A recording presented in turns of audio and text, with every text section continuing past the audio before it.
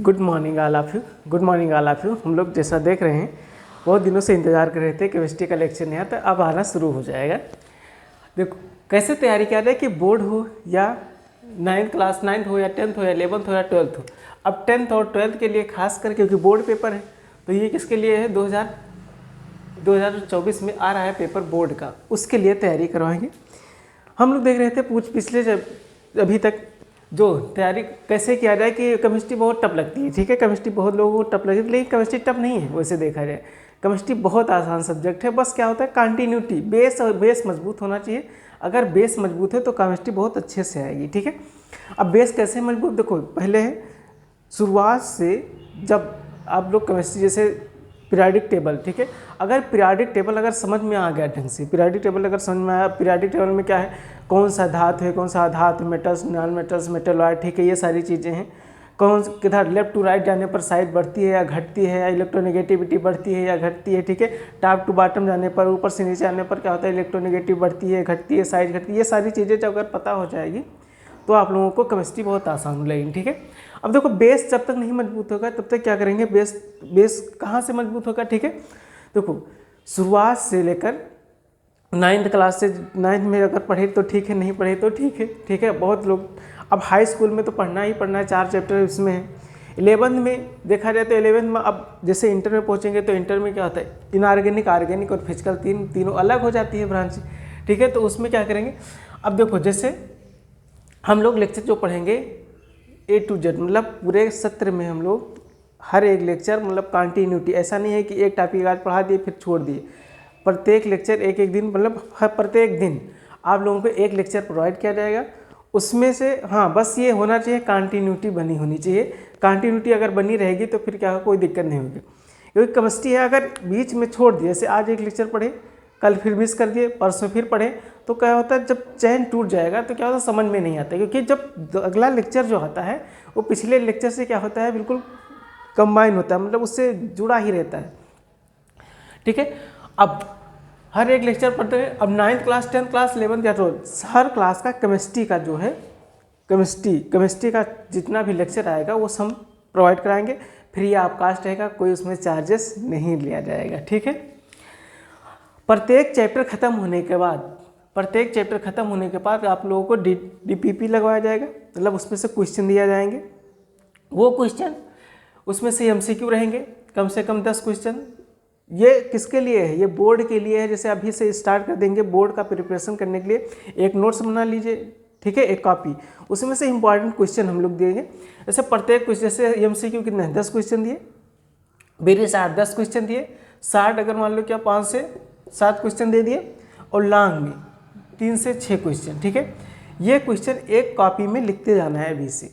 ये किसके लिए होगा, जब लास्ट में जब बोर्ड की तैयारी करनी, बोर्ड की परीक्षा आने वाली होगी तब इसी में से क्वेश्चन कुछ इंपॉर्टेंट इसमें से भी क्या हो शार्ट करके दिया जाएगा और उसी में से सारा क्वेश्चन आएगा। क्योंकि जिस तरीके से प्रीवियस ईयर जो 2023 का पेपर था उसमें हमने पढ़ाया था जो ऑफलाइन कोचिंग में, उसमें से ऐसा कोई क्वेश्चन नहीं था जो बच्चे ना कर पाए। ऑर्गेनिक का जो खास करके तो ऑर्गेनिक जितना भी पढ़ाए थे सब पूरा पसंद, 12th क्लास की बात कर रहे हैं। ठीक है, अब देखो क्लास 11th हो या 12th हो, 11th और 12th में क्या होता है, ये ऑर्गेनिक डिवाइड हो गई। ठीक है, इनऑर्गेनिक होते हैं कार्बनिक रसायन, फिजिकल भौतिकी रसायन और ऑर्गेनिक। ठीक है, अब अगर देखा जाए 12th क्लास में तो इनऑर्गेनिक से 35 नंबर का क्वेश्चन आता है, मतलब 50% इससे आता है और 50% इनऑर्गेनिक, और फिजिकल से अगर देखा जाए तो 50% आता है, मतलब 35 नंबर का, क्योंकि 70 नंबर का थ्योरी होता है और 30 नंबर का इसमें प्रैक्टिकल होता है इंटर में। अब ये है इंटरमीडिएट का। अगर हाई स्कूल में देखा जाए, हाई स्कूल में क्या होता है, 30 नंबर तो इसमें चले जाते हैं। क्या इसमें क्या होता है, साइंस होता है। अब साइंस में 30 नंबर तो क्या हो गए, प्रैक्टिकल के मिलेंगे। बाकी बचे जो 70 नंबर इसमें 3 से डिवाइड होगा। ठीक है, इसमें बायो का भी होगा, केमिस्ट्री भी होगा और फिजिक्स भी होगा।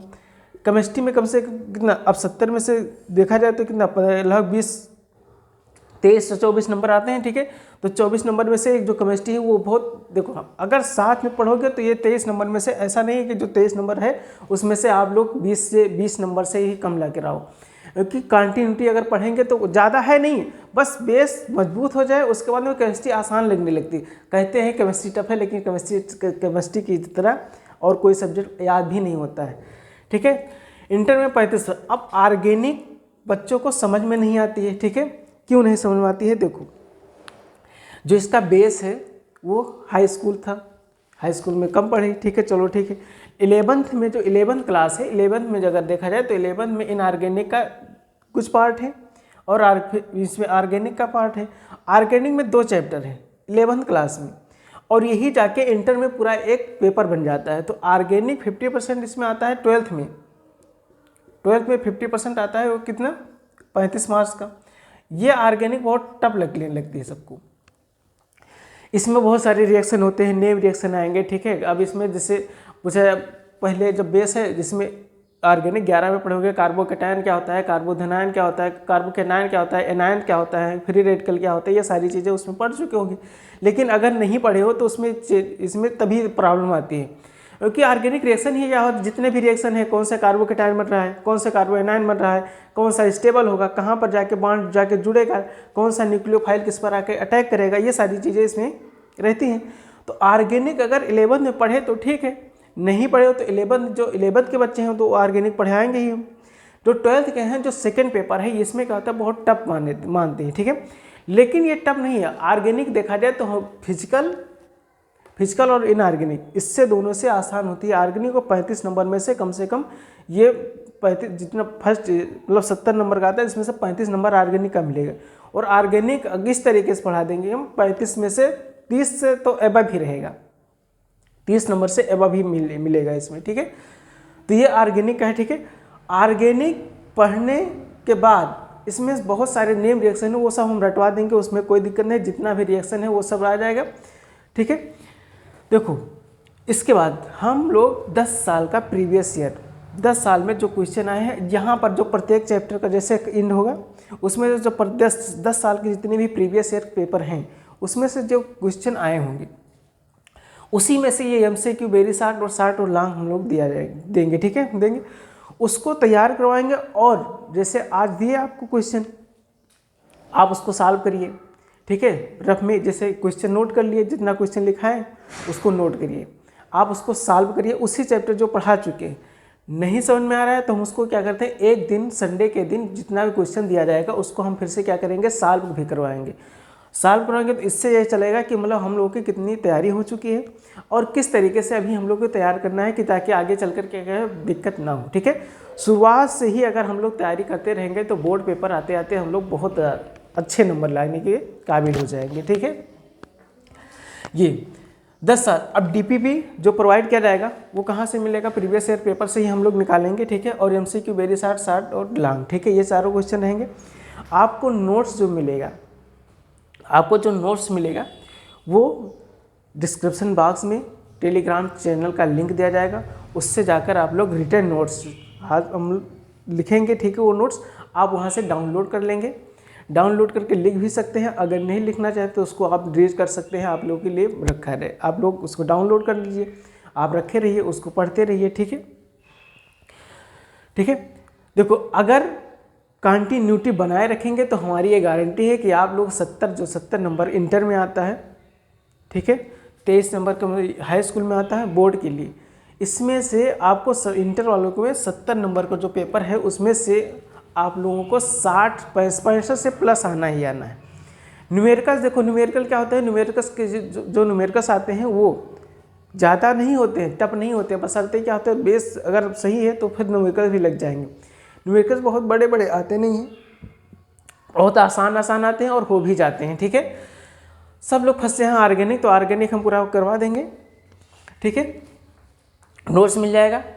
अब अगर यूट्यूब पर चैनल पे अगर आप नए हैं तो क्या करेंगे, यूट्यूब चैनल आप सब्सक्राइब कर लीजिए, बेल आइकन को दबा दीजिए। इससे ये फ़ायदा होगा, आप लोगों को प्रत्येक दिन जो लेक्चर प्रोवाइड किया जाएगा वो आपको मिलता रहेगा, कंटिन्यूटी बनी रहेगी, ठीक है।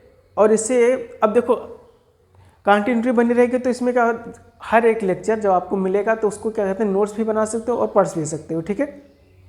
इससे होगा आप लोगों को जो बीच में चैन छूट जाती है, तो इससे क्या होता है ना, ऑर्गेनिक या कोई भी केमिस्ट्री इसीलिए नहीं आती है, क्योंकि क्या है 2 दिन पढ़े उसके बाद उसको छोड़ दिए, फिर अगले 10 दिन बाद फिर से थोड़ा सा पढ़े फिर छोड़ दिए, तो इस तरीके से ऑर्गेनिक नहीं आएगी।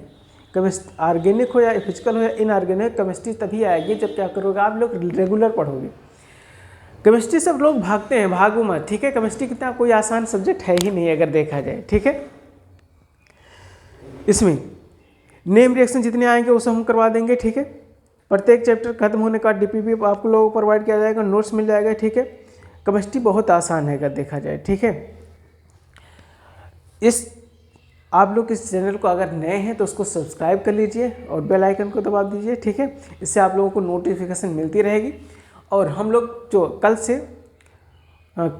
अब नया सत्र 1 अप्रैल से शुरू ही होने वाला है, चाहे वो सीबीएसई बोर्ड हो या यूपी बोर्ड, सब लोग क्या करें 1 अप्रैल से शुरू होगा, ठीक है। 1 अप्रैल से कंटिन्यू आपको लेक्चर प्रोवाइड किया जाएगा, ठीक है। पहले एक लेक्चर जो हम लोग प्रोवाइड कराएंगे वो बेसिक होगा, वो 9, 10, 11, 12 सबके लिए होगा। एक या 2 लेक्चर रहेंगे, ठीक है। उसमें क्या होगा पीरियाडिक टेबल, पूरा हम लोग पीरियाडिक टेबल पढ़ेंगे। उसमें पीरियाडिक टेबल में जितना बेसिक चीज़ें हैं, ठीक है, पूरे पीरियाडिक टेबल याद करने का ट्रिक हम बता देंगे, ठीक है।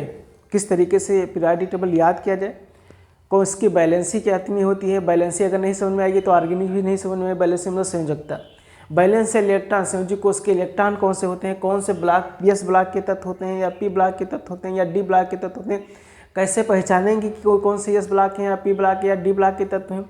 उसमें से बहुत सारे ट्रिक्स हैं, निमोनिक्स हैं, जो उसको हम याद करवा देंगे पूरा पीरियाडिक टेबल, ठीक है। अब हाँ, लेफ्ट टू राइट जानने पर क्या होता है किसकी वैल्यू। अब इसमें देखो जैसे ऑर्गेनिक पढ़ना शुरू करोगे, इलेक्ट्रोनेगेटिविटी का उसमें बहुत सारा भागीदारी होता है। कौन सा बॉन्ड कौन अपने तरफ क्या करेगा, इलेक्ट्रॉन लेगा कि कौन सा नहीं लेगा, ठीक है। कौन सा न्यूक्लियोफाइल किस पर जाके अटैक करेगा, किस पे कार्बोकैटायन बनेगा, किस को कार्बोधनायन बनेगा, ये कौन सा डिपेंड करेगा, ये डिपेंड करेगा आप लोगों को जब यहाँ पर पढ़ोगे बैलेंसी। तो बैलेंसी में यही बताया था कौन सा इलेक्ट्रॉन लेने की इच्छा रखते हैं, कौन सा इलेक्ट्रॉन नहीं लेने चाहते। अब अगर इलेक्ट्रॉन लेना चाहते हैं तो न्यूक्लियोफाइल से क्या करेंगे, बॉन्ड बनाएंगे। न्यूक्लियोफाइल नाभिक राही स्नेही, ठीक है, नाभिक स्नेही या नाभिक राही, ये सब सारे उसमें पढ़ाएंगे, ठीक है। न्यूक्लियोफाइल इलेक्ट्रोफाइल क्या होते हैं, कितने प्रकार के होते हैं, कौन से होते हैं, ठीक है।